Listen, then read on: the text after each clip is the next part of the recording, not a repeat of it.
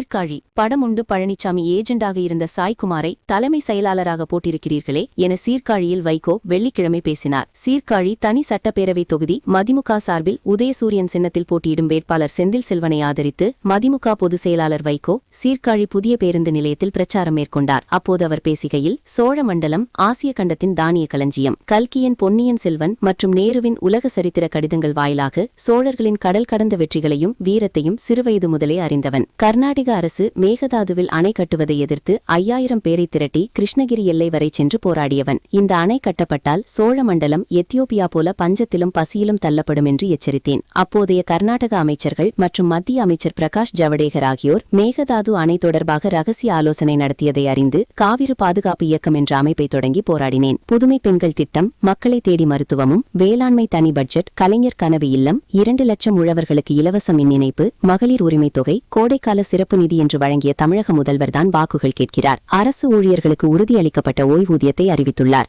யாரும் எதிர்பார்க்காத வகையில் ஒரு அறிவிப்பை வெளியிட்டார் தமிழக முதல்வர். தாய்மார்களுக்கு ரூ.8000 கூப்பன் ஒவ்வொரு வீட்டிற்கும் கொடுக்கப்படும். அந்த கூப்பனை கொண்டு வீட்டிற்கு தேவையான எந்த ஒரு பொருளை வாங்கிக் கொள்ளலாம். வேறு மாநிலங்கள் இப்படி ஒரு திட்டத்தை கொடுக்கிறதா? வேறு மாநிலங்களுக்கு மத்திய அரசு அள்ளி அள்ளி கொடுக்கிறது. ஓரவஞ்சகத்தோடு பழிவாங்கும் நோக்கத்தோடு திமுக ஆட்சி செய்யும் மாநிலத்திற்கு எதையும் தரக்கூடாது என்று அங்கேயே தடுத்து அணை போட்டு வைத்திருக்கும் நரேந்திர மோடிக்கு சொல்கிறேன், உங்களை எதிர்பார்க்காத இத்தனை திட்டங்களை தமிழக முதல்வர் நிறைவேற்றியுள்ளார். நீங்கள் என்ன செய்கிறீர்கள்? தேர்தல் கமிஷன் எடுபிடி கமிஷன் ஆகிவிட்டது. அதனால்தான் தலைமை செயலாளர் திடீரென்று மாற்றப்படுகிறார். வெக்கம் மானம் சூடு இல்லாத அந்த கூட்டம் முன்னாள் முதல்வர் எடப்பாடி பழனிசாமி அவருடைய தனி செயலாளரை தலைமை செயலாளராக போட்டாரே, அக்கறம் இல்லையா? பழனிசாமி ஏஜெண்டாக இருந்த சாய்குமாரை தலைமை செயலாளராக போட்டிருக்கிறீர்களே, இப்படிதான் உங்கள் காரியங்கள் நடத்துகின்றனர். நான் தெற்கு சீமையைச் சேர்ந்தவன். தூத்துக்குடி ஸ்டெர்லைட் ஆலையை மூலபல போராட்டம் நடத்தி நீதிமன்றத்தை நாடியவன். டெல்டா மாவட்டங்களை பாதுகாக்கப்பட்ட வேளாண் மண்டலமாக மாற்றக் கோரி பல போராட்டங்களை நடத்தினர். ஸ்டெர்லைட் ஆலை விவகாரத்தில் 13 பேர் சுட்டுக் கொலை செய்யப்பட்டார்களே,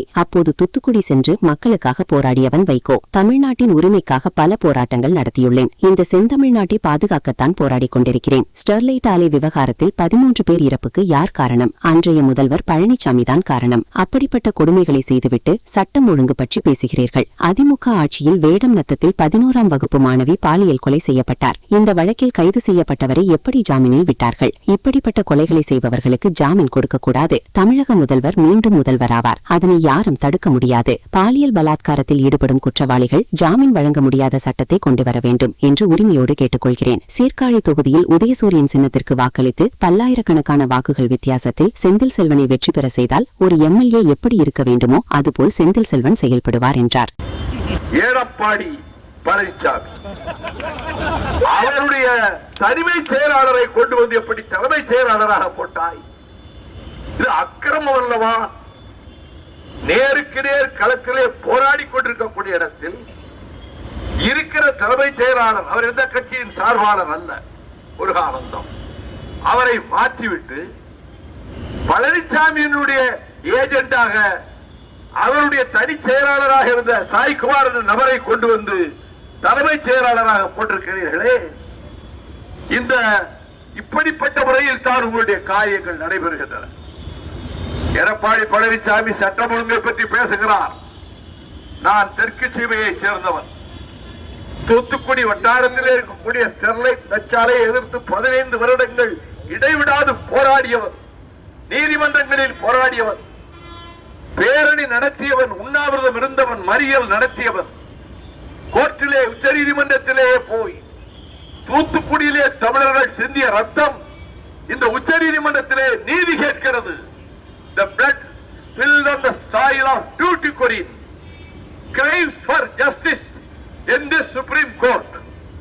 இப்படி என்னுடைய வெட்பணுக்களை விசாரிக்க வேண்டும் என்று சுப்ரீம் கோர்ட் நீதிபதி உத்தரவிட்டு அது சென்னை உயர் நீதிமன்றத்தில் நீதியரசர் சிவஞானம், நீதியரசி பவானி சுப்பராயன், மிஸ்டர் எடப்பாடி பழனிசாமி 13 பேர் சுட்டுக் கொல்லப்பட்டார்களே ஸ்டெர்லைட்டில், பச்சை குழந்தைகள் கொல்லப்பட்டார்களே, 11வது வகுப்பு படிக்கின்ற ஸ்னோலின் பாடசாலைக்கு செய்கிற பெண் தலையில் துப்பாக்கி கொண்டு பாய்ந்து மண்டை வெடித்து மூளை மண்ணிலே கிடந்ததே, கேள்விப்பட்ட 6 மணி நேரத்துக்குள் அந்த நகரத்துக்குள் பிரவேசித்த முதல் அரசியல்வாதி வைகோ என்பதை நான் ஞாபகப்படுத்துகிறேன்.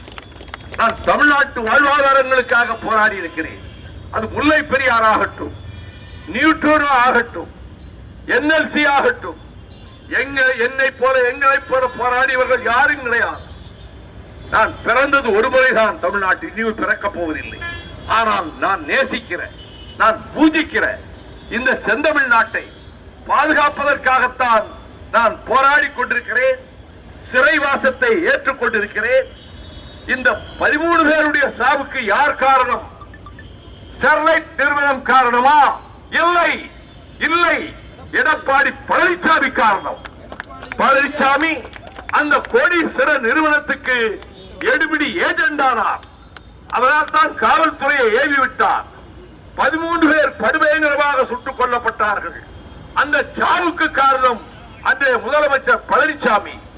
அப்படிப்பட்ட கொடுமைகளை செய்துவிட்டு நீங்கள் சட்டம் ஒழுங்கை பேசுகிறீர்கள். வேடநத்தத்திலே அந்த பெண் 11ஆவது வகுப்பு படிக்கிற பெண் பரிதாபகரமாக நாசமாக்கப்பட்டு கொல்லப்பட்டார். கேள்விப்பட்ட 6 மணி நேரத்துக்குள் அது வீட்டுக்கு போனேன். மற்றவர்கள் எல்லாம் அரசியல்வாதிகளை உள்ளே வர மறுத்தார்கள். ஊரோடு திரண்டு வந்து வைகோ வந்தால் நியாயத்துக்கு வருவார் என்று அழைத்துக் கொண்டு போனார்கள். அந்த வீட்டிலேயே சாயங்காலம் வரை உட்கார்ந்திருந்தேன். ஃபேன் கிடையாது, கழிப்பறை கிடையாது, கட்டில் கிடையாது. 2 பெண் குழந்தைகள்.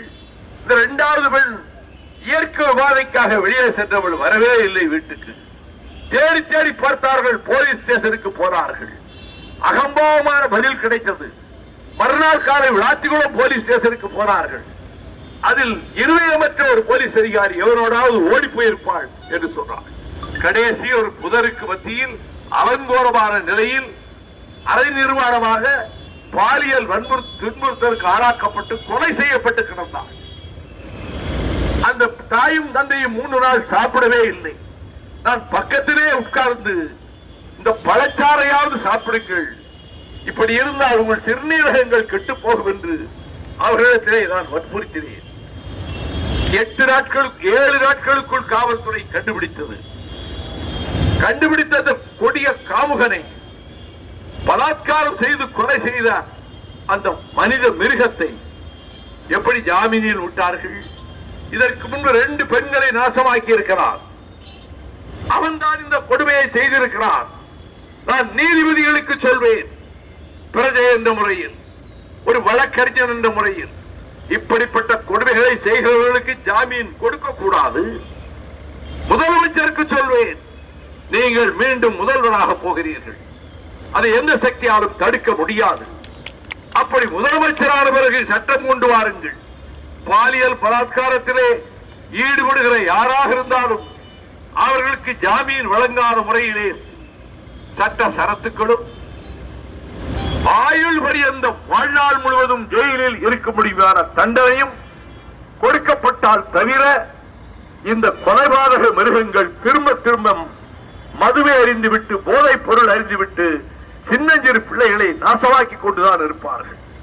அப்படி ஒரு சட்டத்தை நீங்கள் கொண்டு வர வேண்டும் என்று நான் உரிமையோடு கேட்டுக்கொள்கிறேன்.